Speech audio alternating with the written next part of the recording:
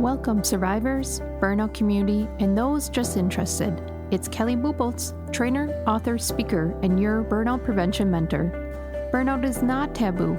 It's our reality in this chaotic, fast-paced world. But we're not going to let it drive the narrative to our stories. We're going to do something about it, so let's dig in.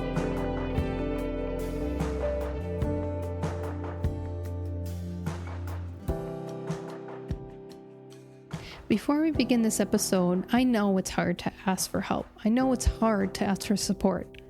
So I just wanted to remind you of the 5 areas in which you can get free burnout resources and support from me. The first one is this podcast. There's lots of episodes and interviews. There's resources and tools and links to other shows within the show notes. That's the first one. The second one is the blog out on my website, which will be linked in the show notes. There's blog articles that go out every couple weeks if you just want a bite-sized piece to read and put towards your action plan. The third one out on my website as well is the newsletter. This one is automatically emailed. You can take this one and start building your customized plan. The fourth one is the YouTube channel. If you're a more visual learner, these are short videos in which can help you guide out of this blah state and back to energy. It can help you support your workforce back to excellence from exhaustion. It can help you to start being curious and explore different ways of thinking in this modern day work world.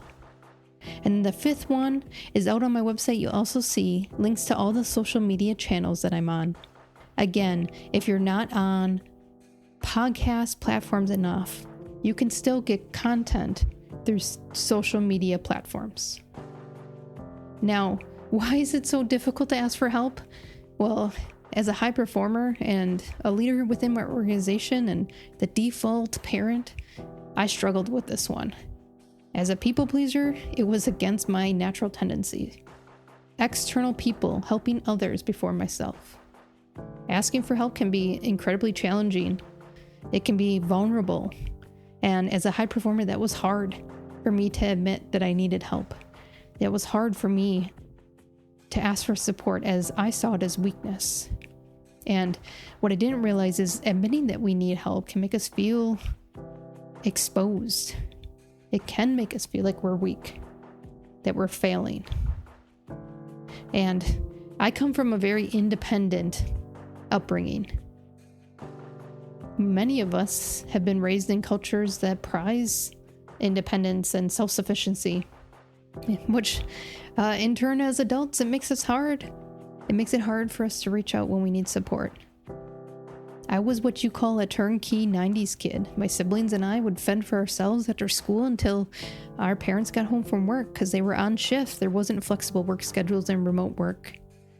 This was very common in the 90s for after-school services not to be available. It was very common for kids to just be at home. And this has served me well. I figure out things at a very fast pace, except when I really need to ask for help.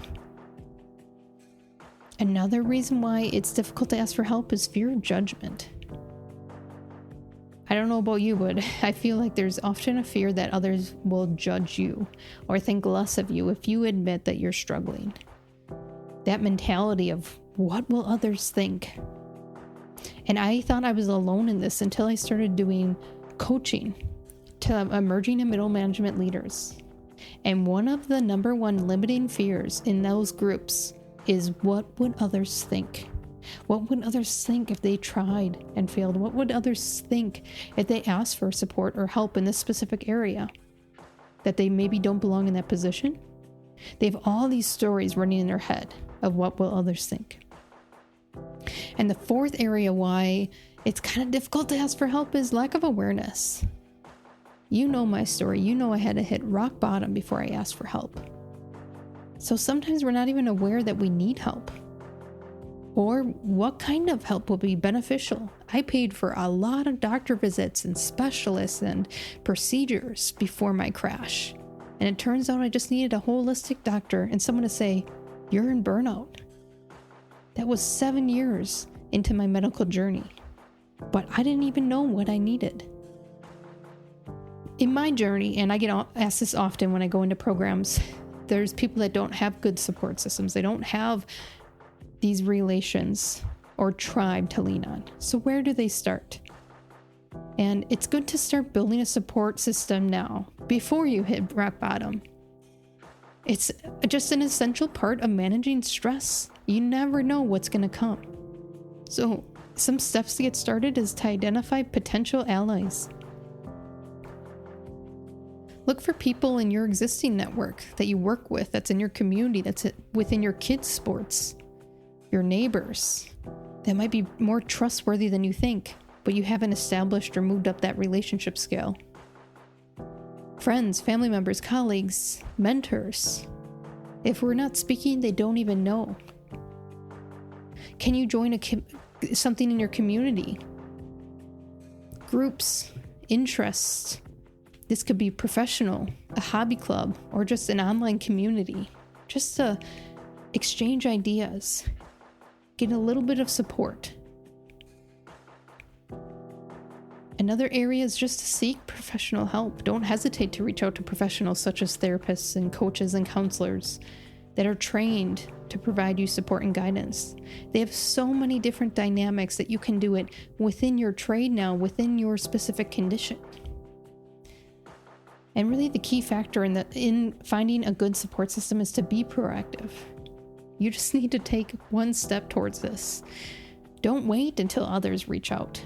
It's probably too late by then.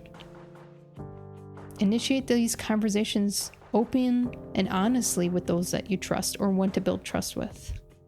Set up your supportive tribe now to avoid a situation like mine where I was left alone to rebuild. To overcome that judgment that you think you're going to feel if asking for help or support, is to change your mindset.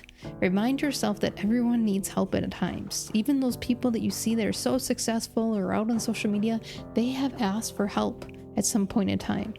And asking for help is a sign of strength. It's not a sign of weakness. And that took me a long time to learn. But you just have to start small.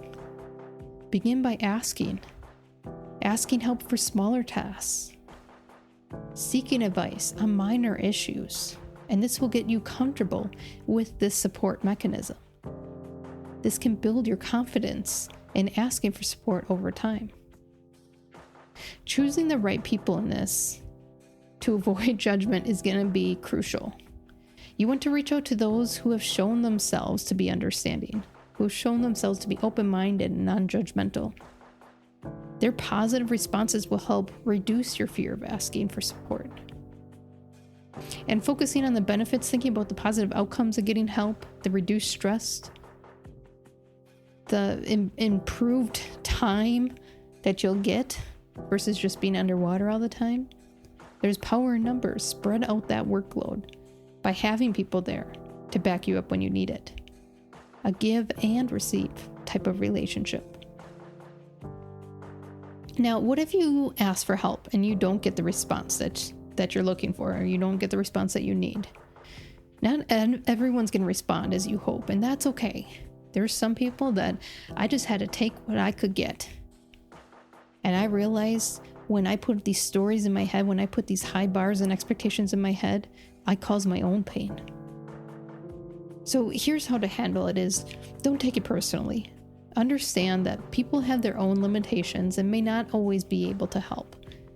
Everyone has so much going on at any point in time. Just because they're unable to help now doesn't mean that they won't be able to help later.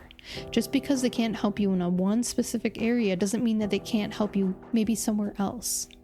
Seek alternatives. If one person can't help, don't be discouraged. Keep looking. You'll find someone that can provide the support that you need. It could be bad timing. It could just not be their strength. You can't change other people. See where they might be able to help in other ways. But each attempt makes you more resilient and better prepared for the next time that you need to ask for help. Certainly, if you've been in my programs, you know how much of a hurdle this was to ask for help, to ask for support. But by the time I was asking for help and support, it was almost too late. I was 2 months away from a heart attack at age 35 from chronic stress. I took it too far. So asking for help is not a weakness, it's a strength.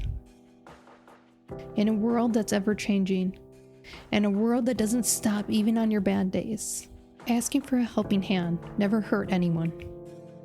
But not asking for a helping hand will 100% hurt you and the ones you love the most. I know you're not lazy. Most people in burnout are high performers, those serving others before themselves.